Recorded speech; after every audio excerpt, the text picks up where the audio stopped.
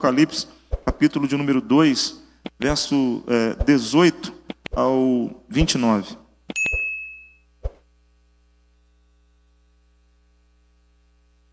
Vamos falar de mais uma igreja, das 7 igrejas da Ásia, né? E especificamente nesta manhã sobre a igreja de Tiatira.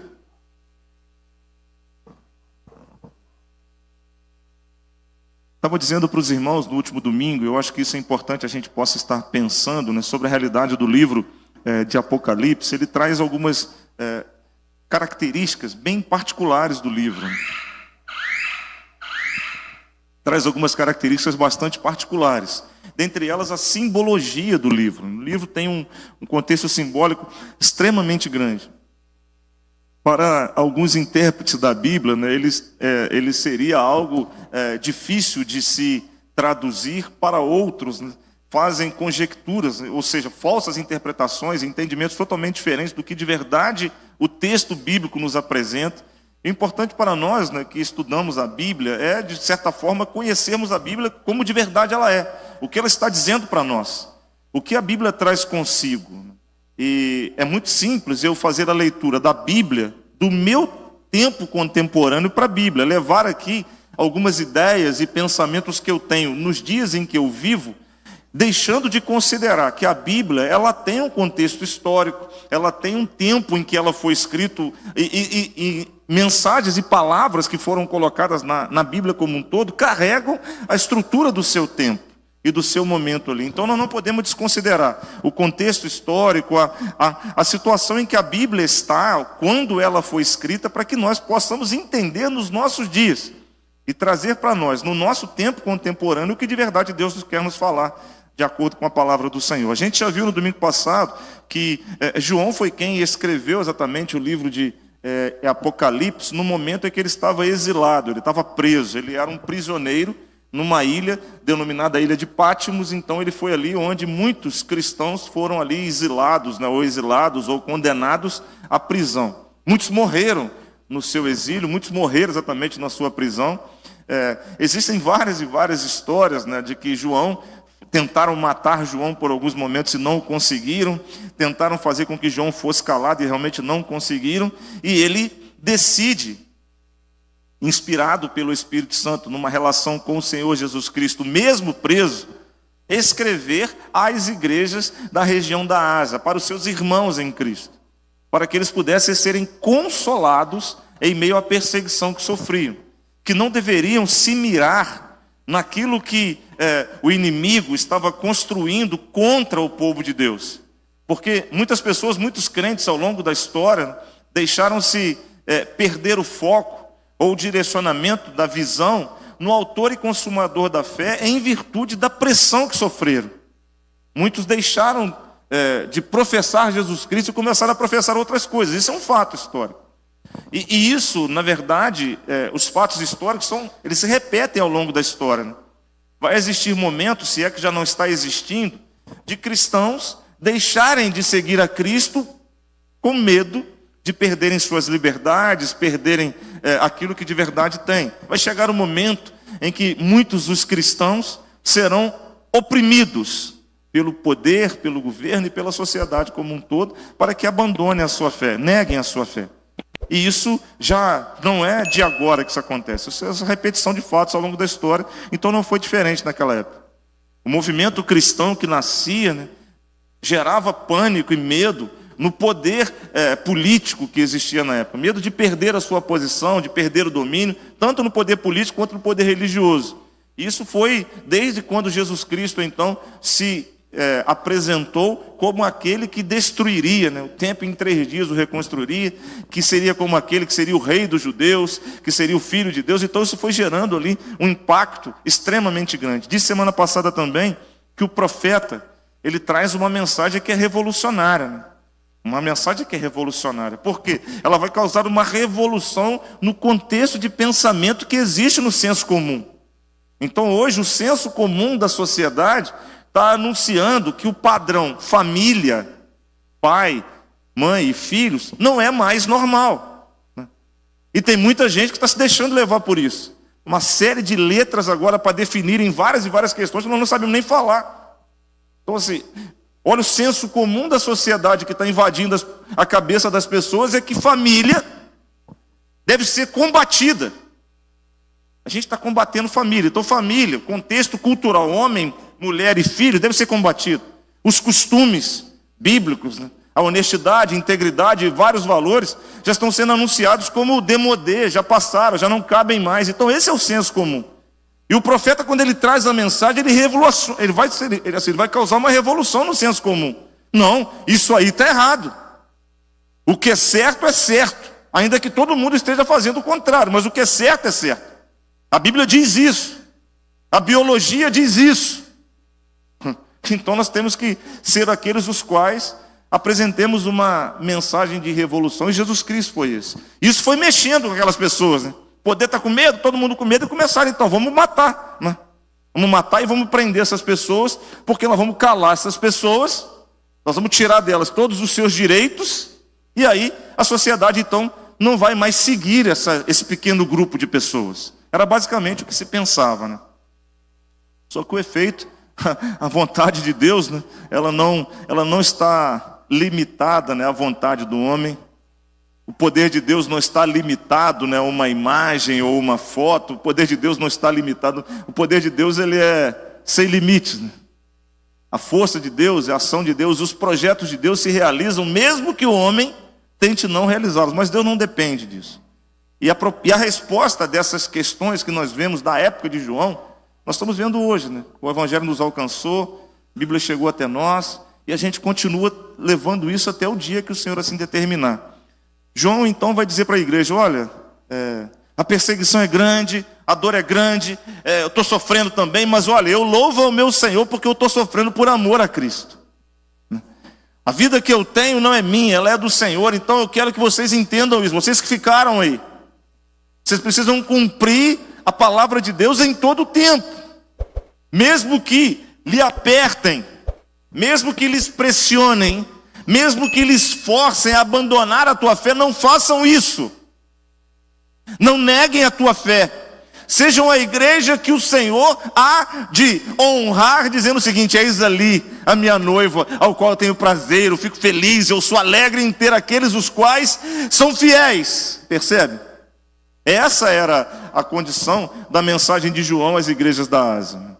E acredita, irmãos, que muitos de nós, né, na sociedade brasileira, especialmente a gente aqui, a gente está vivendo tempos extremamente difíceis.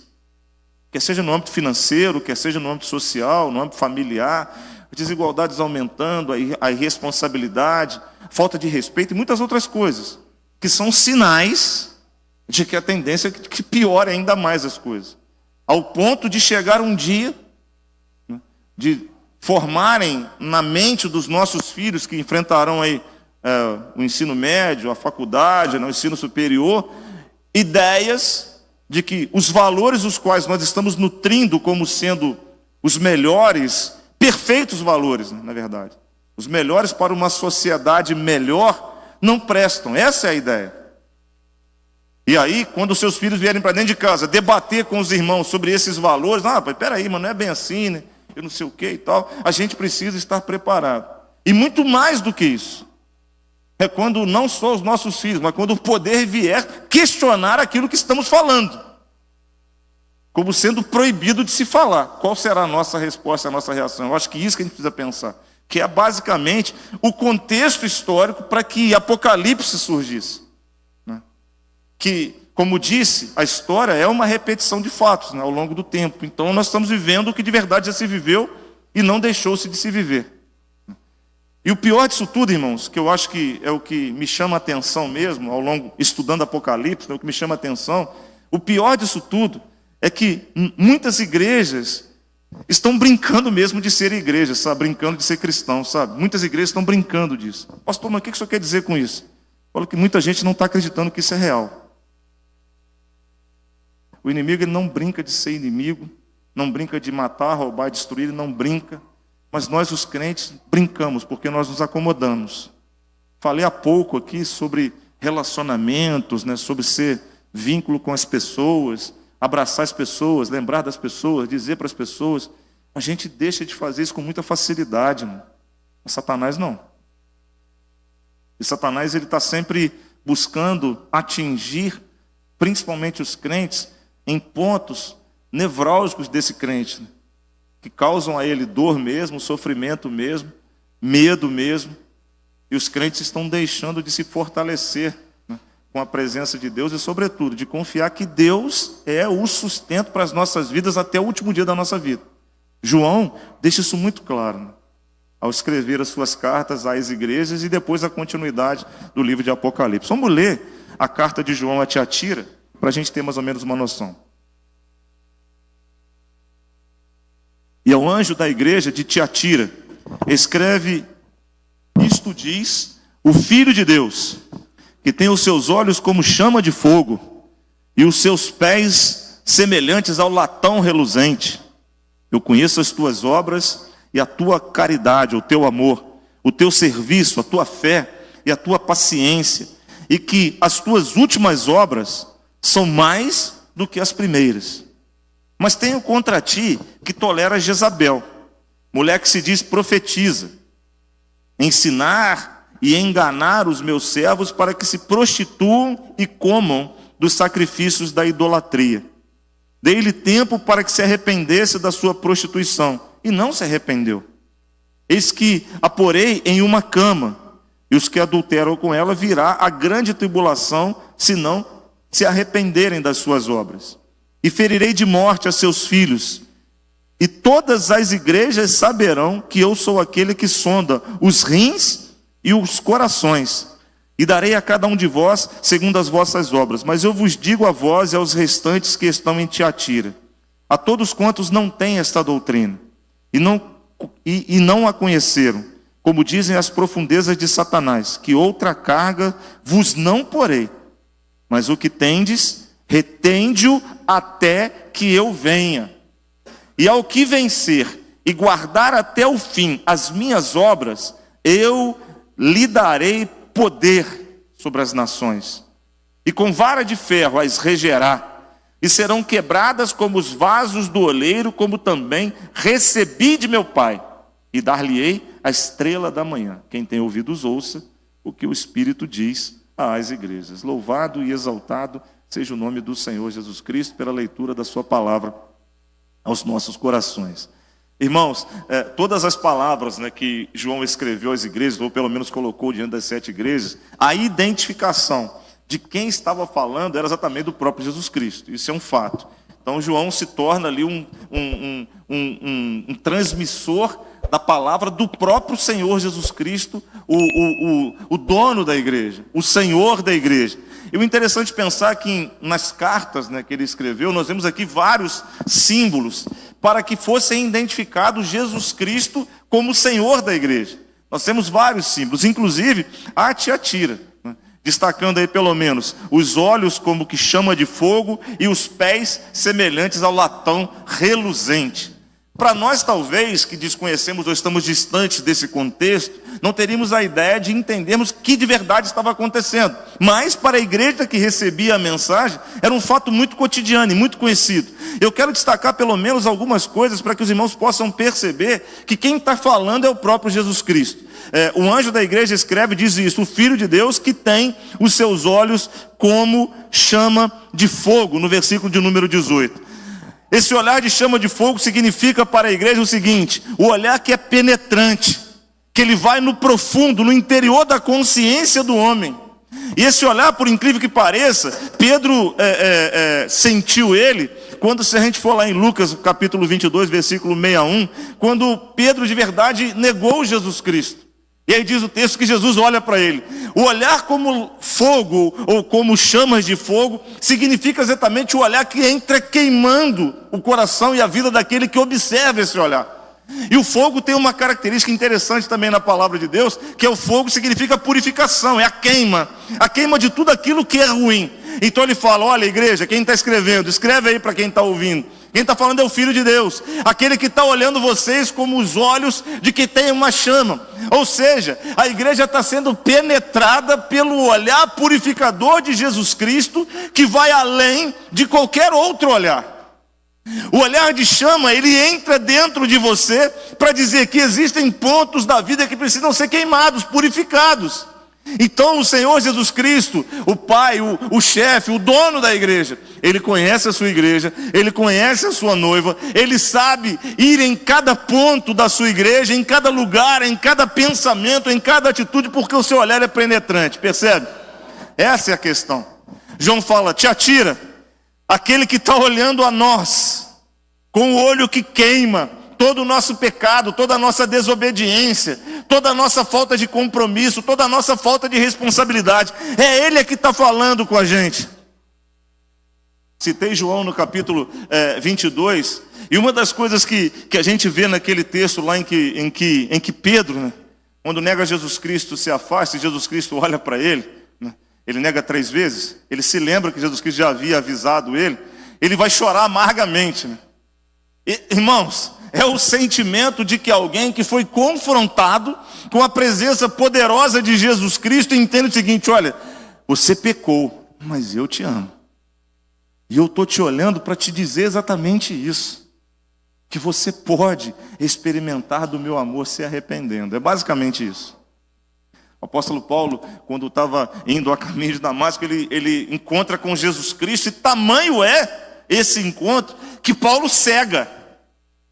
Fica cegado. Significa dizer que o olhar de Jesus penetrou o coração de Paulo para dizer o seguinte: você está me perseguindo, eu quero agora mudar você. Quero transformar a sua vida. Você precisa permitir para que isso aconteça. E a segunda coisa que a gente vê no versículo 18 é os pés como de latão reluzente. O que isso significa? O olho penetra e purifica. O pé com latão reluzente significa estabilidade, firmeza. E aí, o poder dele para calçar debaixo dos pés toda e qualquer força que seja de inimigo. Então a representação aqui é de autoridade, é de força, é de poder.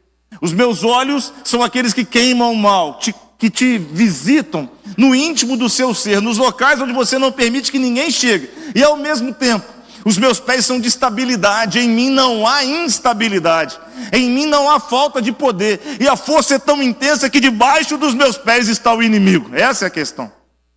O autor e consumador da nossa fé nos entende, nos vê, nos compreende, e calça debaixo dos seus pés todos os inimigos do Senhor, aqueles que se levantam contra você. João estava dizendo: igreja, é esse Jesus Cristo que está animando vocês. Eu posso estar aqui em Patmos, posso estar sendo aqui perseguido, humilhado, posso estar sofrendo, mas uma coisa eu quero dizer para vocês: eu acredito nesse que debaixo dos pés põe todos os inimigos e que nos purifica de todo mal, de todo pecado, porque é Ele que está me sustentando aqui. Basicamente é isso. A igreja de Jesus Cristo precisa entender que Jesus Cristo se apresenta como aquele que está disposto a sustentar a igreja em todo o seu processo de avivamento. E avivamento aqui, pastor Wagner Reis dizia uma frase, o pastor Milton vai lembrar, avivamento não é barulhamento. Eu gostava muito de ouvir isso. Avivamento é quebrantamento. Eu sou aquele que te sustenta durante todo o processo de avivamento, que vai te levar ao quebrantamento e, sobretudo, ao reconhecimento de que em mim não há instabilidade nenhuma. Não há possibilidade de se nem balançar, porque a força e o poder estão com Ele.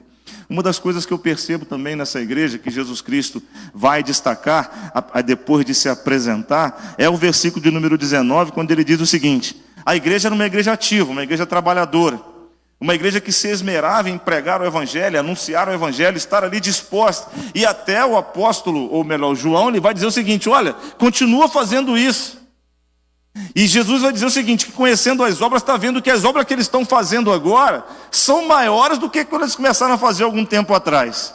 E aí, essa igreja, de certa forma, é apontada como aquela que Jesus Cristo está destacando como positiva naquela região da Ásia Antiga. Mas, por ter o olhar que penetra onde ninguém vê, Jesus acusa uma questão que acontecia, que eles estavam tolerando. Jesus Cristo chama de Jezabel, né? Jezabel. Alguns autores vão dizer que fazia referência exatamente, né, aquela mulher, né, a Jezabel, que perseguiu lá o profeta, né, aquela mulher mesmo, né, que pediu a cabeça do profeta. Outros vão dizer que era uma pessoa que estava no meio da igreja e tinha uma grande força de envolvimento exatamente na igreja, inclusive tinha uma autoridade de poder na igreja, como fosse ali a vice-presidente ou outras pessoas daquela igreja, para que ela pudesse levar as pessoas a seguirem inclusive os seus pensamentos. Ela era uma religiosa extremamente conhecedora, ela tinha um poder de cativação extremamente grande, ela tinha um poder de influência extremamente grande, ela tinha acesso às pessoas da igreja, conforme a ser grande mesmo o seu destaque.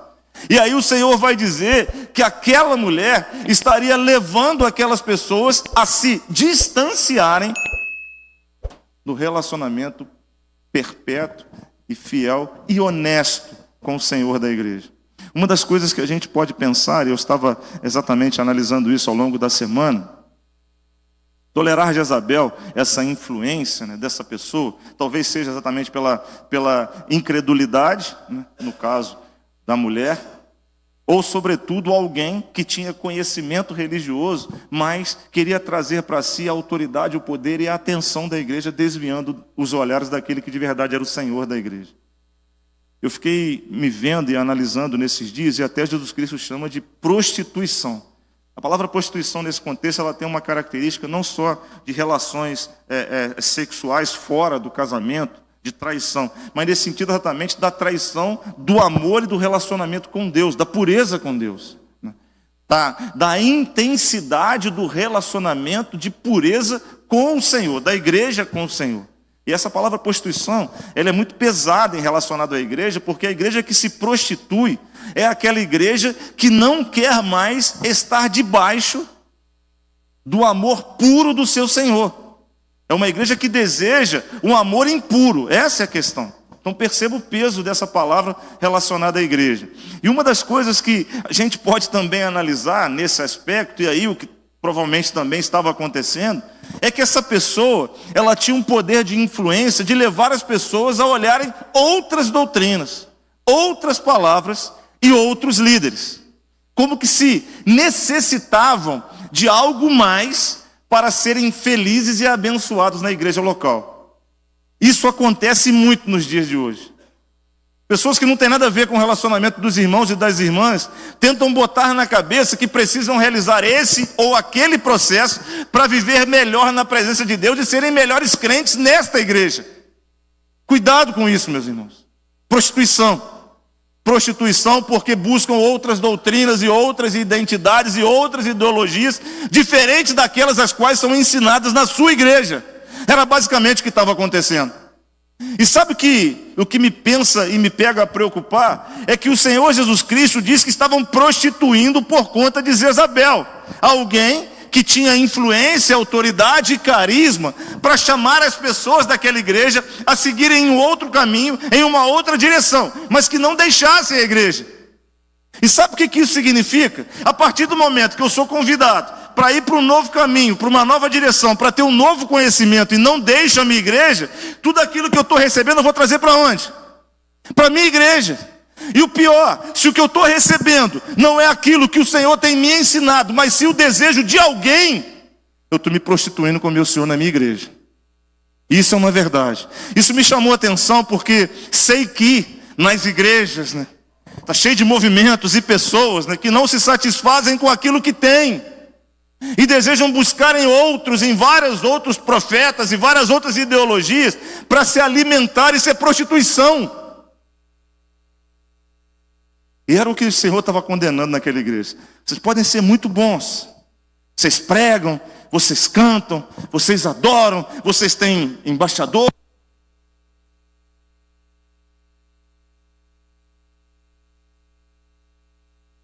Vocês são isso tudo.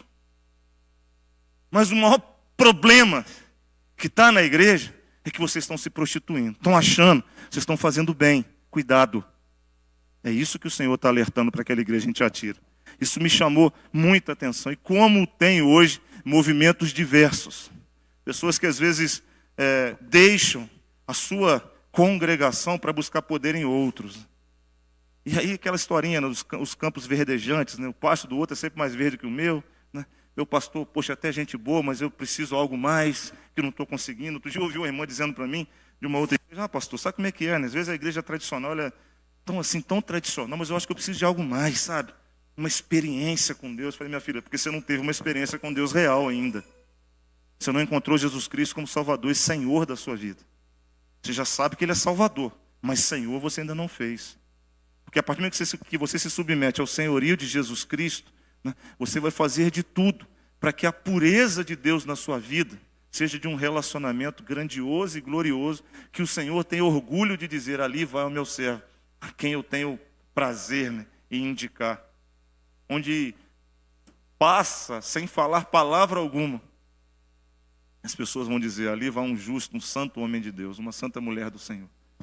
O que de verdade o Senhor acusou naquela igreja estava diretamente relacionado com o processo da prostituição. E aí, né, dentro desse aspecto, versículo de número 22, ele continua dizendo o seguinte, eis que eu porei em uma cama, e sobre os que adulteram com ela, virá sobre eles a grande tribulação. Se por um acaso nós estamos adulterando, né, a nossa relação com o Senhor, a promessa de Deus para Tiatira foi exatamente essa.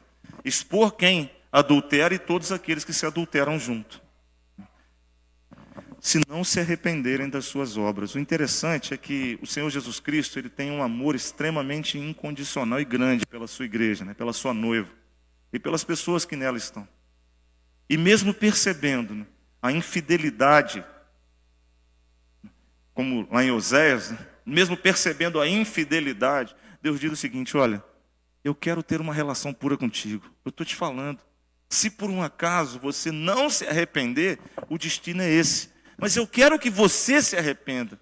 O meu desejo é que a igreja esteja de verdade num relacionamento fiel e íntimo comigo. Se não, verso 23, as suas obras, né, ferirei de morte a seus filhos. Ou seja, todas as suas obras, né, todas as pessoas que foram agregadas a essa Jezabel, infelizmente serão destruídos.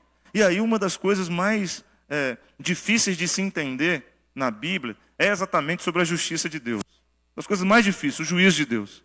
Todo mundo conhece o Deus amoroso, o Deus misericordioso, o Deus bondoso, o Deus que é amor, né? Não, e eu já até ouvi, você acha que Deus vai mandar alguém para o inferno?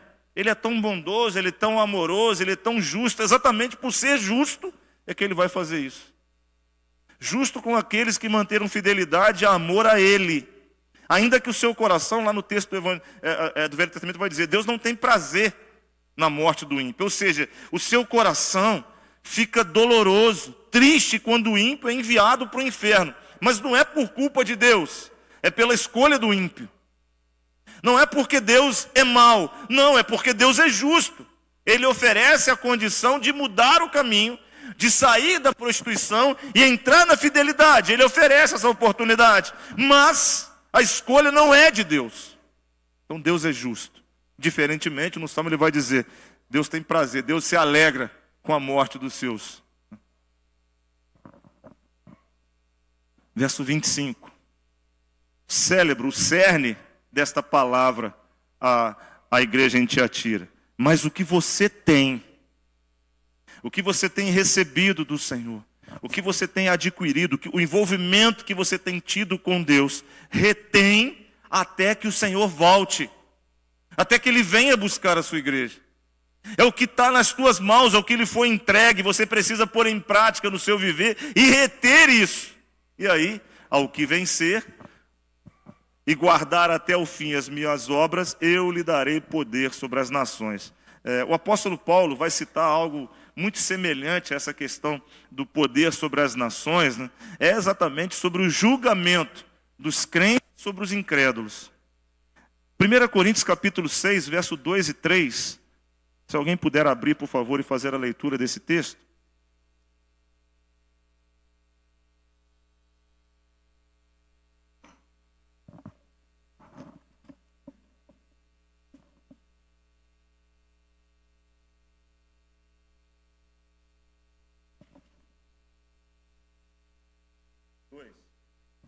Dois e três.